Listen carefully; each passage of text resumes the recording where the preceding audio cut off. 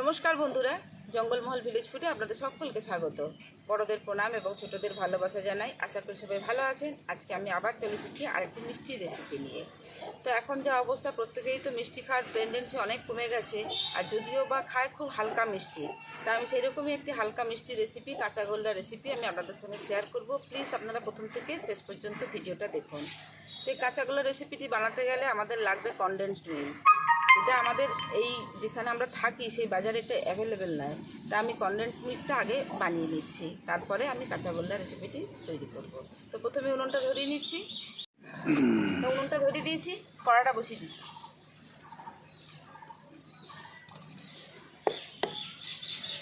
তো প্রথমে আমি কনডেন্স মিল্কটা বানিয়ে নেবো।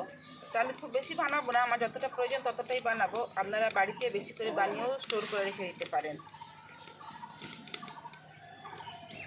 এখানে আমি নিয়ে নিয়েছি হাফ লিটারের মতো দুধ। তো আমার এতটা দুধ লাগবে না, আমি 2 কাপ মাপে দুধ নিয়ে নিচ্ছি।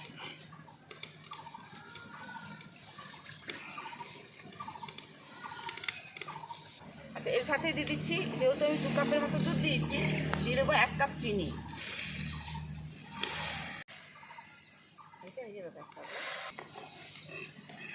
আগের থেকে দুধটা সাথে চিনিটা দিয়ে দিলে কি হয়, এই কনডেন্স মিল্কের কালারটা খুব সুন্দর হয়।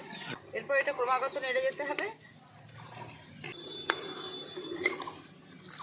বাড়িতে কিভাবে কনডেন্স মিল্ক বানানো যায় তা আজকের এই পদ্ধতি দেখার পর দেখবেন আপনারাও বাড়িতে বানিয়ে ফেলতে পারবেন। তার কারণ আমরা যারা এরকম, যাদের কাছে সুবিধা নেই আর কি, যেমন আমরা কনডেন্স মিল্ক পাই না বাজারে, আমাদেরকে এরকম যারা আছেন তারা কিন্তু বাড়িতে এইভাবে বানিয়ে স্টোর করেও রেখে দিতে পারবেন। তো দুধটা খুব ভালোভাবে ফুটে গেছে, আর এই যে চিনিটা দিয়েছিলাম চিনিটাও মেল্ট হয়ে গেছে দুধের সাথে, আর এই কালারটাও দেখুন অনেকটা চেঞ্জ হয়ে এসেছে। এর মধ্যে দিয়ে দেবো এই 1 চুটকি মতো খাবার সোডা।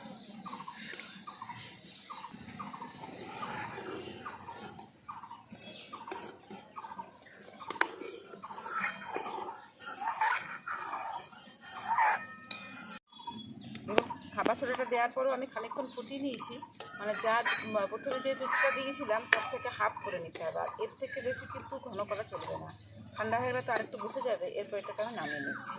এইরকম থিকনেসটা রাখতে হবে। যখনই ঠান্ডা হয়ে যাবে তখনই কিন্তু একদম পিওর যেরকম কনডেন্স মিল্ক সেরকম চলে আসবে। আর এর থেকে বেশি যদি ঘন করেন সেটা আর কনডেন্স মিল্ক থাকবে না।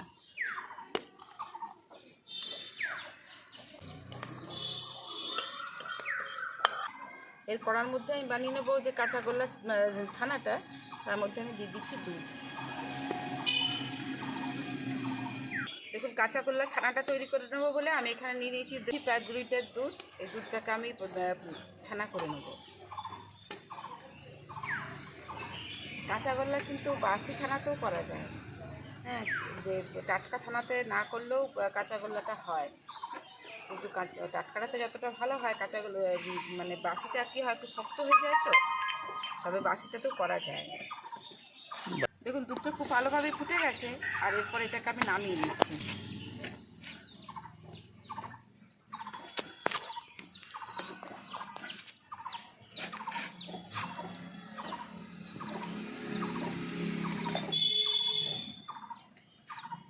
এখানে নিয়ে নিচ্ছি 2 চামচ ভিনেগার আর একটু জল মিশিয়ে নিয়ে চলে এসেছি। এবার অল্প অল্প করে দিয়ে আমি ছানাটা কাটিয়ে নেব।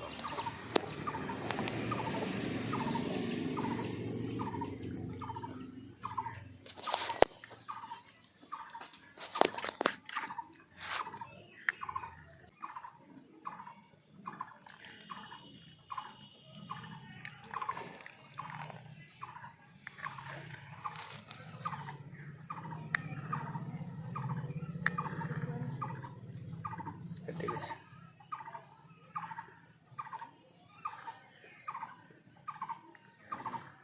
ভিনেগার থেকে বেশি দেওয়া হয় নাকি?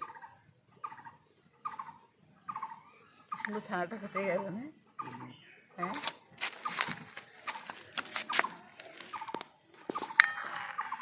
দেখুন কত সুন্দর ছানাটা কেটে গেছে। দেখুন, ছানাটা তো খুব ভালোভাবে কেটে গেছে। আর এরপর একটা এরকম মার্কিন কাপড় নিয়ে নিয়েছি। এই কাপড়ের উপরে আমি এই ছানাটাকে ছেঁকে নিচ্ছি।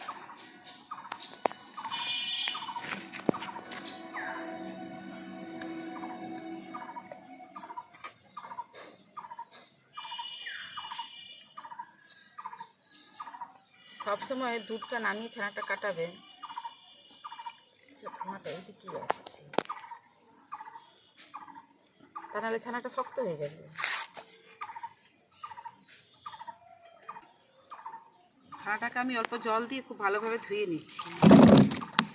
যারা লেবু দিয়ে কাটাবেন আর দই দিয়ে কাটালে কিন্তু আর ধুতে হবে না, কিন্তু যেহেতু ভিনিগার দিয়ে কাটানো হয়েছে তাহলে একটু টক টক লাগতে পারে, তার জন্য ছানাটাকে ভালো করে ধুয়ে নিতে হবে।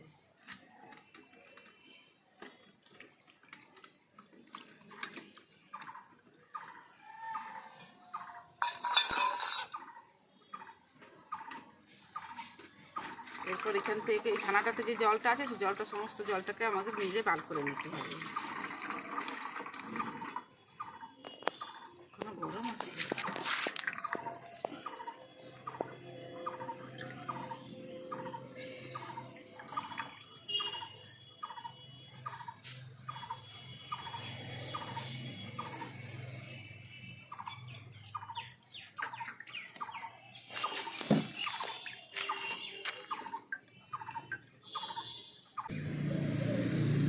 দেখুন ছানা থেকে সমস্ত জলটা আমি খুব ভালো করে নিংড়ে বার করে নিয়েছি। এরপর ছানাটা থালার মধ্যে ঢেলে দিচ্ছি।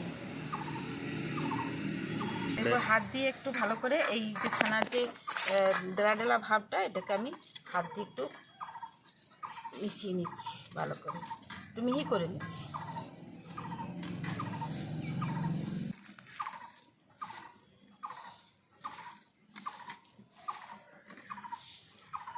ছানাটা যে আমি ভালো করে মেখে নিয়েছি, এরপরে ছানাটাকে দুভাগে ভাগ করে নিচ্ছি। দুভাগে ভাগ করে নেওয়ার পর এই একটা ভাগে দিয়ে দিয়েছি 3 চামচের মতো চিনি।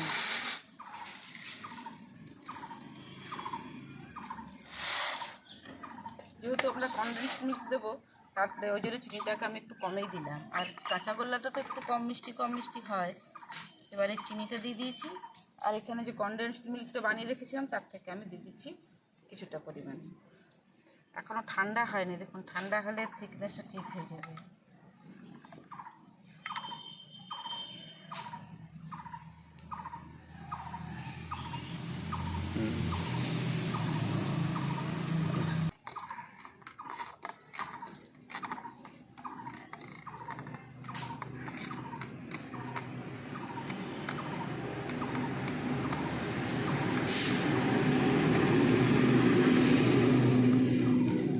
সমস্ত কিছু খুব ভালো করে আমি একসঙ্গে মেখে নিয়েছি।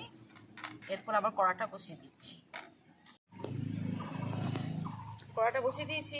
এরপর এই যে চিনি আর কনডেন্স মিল্ক দিয়ে যে ছানাটা মেখে রেখেছিলাম, সেই ছানাটাকে আমি আবার কড়ার মধ্যে দিয়ে দিচ্ছি।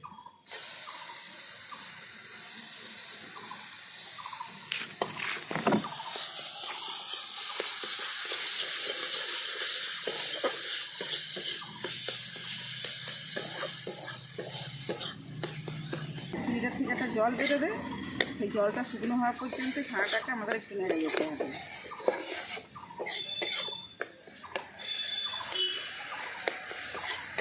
দেখুন কত নরম হয়ে যাবে।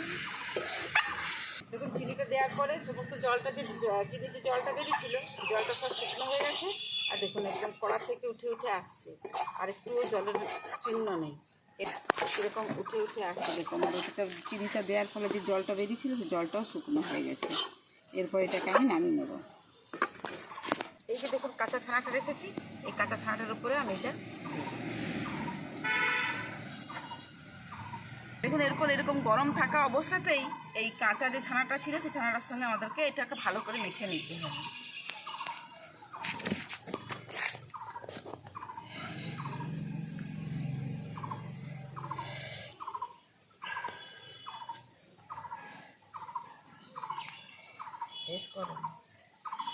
দেখুন খুব ভালো করে ছানাটাকে আমি মেখে নিয়েছি।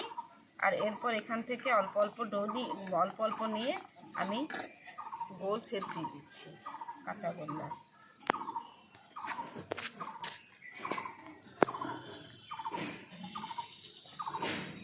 এই দেখুন আমি এরকম সাইজের তৈরি করে নিচ্ছি। এখানে নিয়ে নিয়েছি গুঁড়ো দুধ, আপনারা মাওয়া নিয়ে নিতে পারেন। আমার কাছে মাওয়া নেই বলে আমি গুঁড়ো দুধ দিয়েছি। এই গুঁড়ো দুধের মধ্যে এটাকে আমি একটু বুলিয়ে দিচ্ছি চারদিকটা।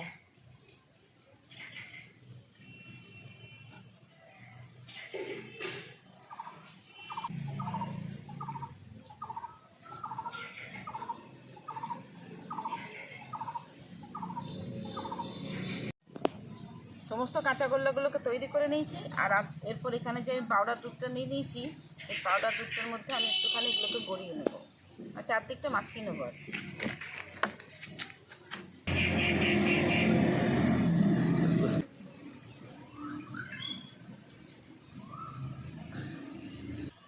দেখুন কি সুন্দর দেখতে লাগছে না? আর এখানে কেশরটা দেওয়ার ফলে বেশ ভালো লাগছে দেখতে। তার আগে একটা কাঁচাগোল্লা খেয়ে আপনাদেরকে বলছি কীরকম হয়েছে। এই দেখুন ভেতরটা দেখুন কতটা নরম একদম।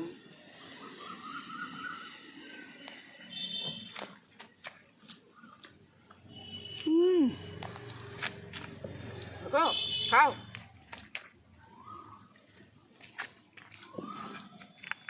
খেয়ে দেখলাম দারুণ সুন্দর খেতে হয়েছে। আপনারা এইভাবেই ঠিক বাড়িতে বানিয়ে খেয়ে দেখবেন। ভালো লাগলে জঙ্গলমহল ভিলেজ ফুড চ্যানেলটিকে লাইক, কমেন্ট, শেয়ার করবেন এবং প্লিজ সাবস্ক্রাইব করে দেবেন। পাশে থাকা বেল আইকনটি প্রেস করবেন সবার আগে নোটিফিকেশান পাওয়ার জন্য। প্রত্যেকেই ভালো থাকবেন, সুস্থ থাকবেন, সাবধানে থাকবেন। আজকের ভিডিওটা আমি এখানেই শেষ করছি। আবার আপনাদের সঙ্গে দেখা হবে পরবর্তী আরেকটি ভিডিওতে।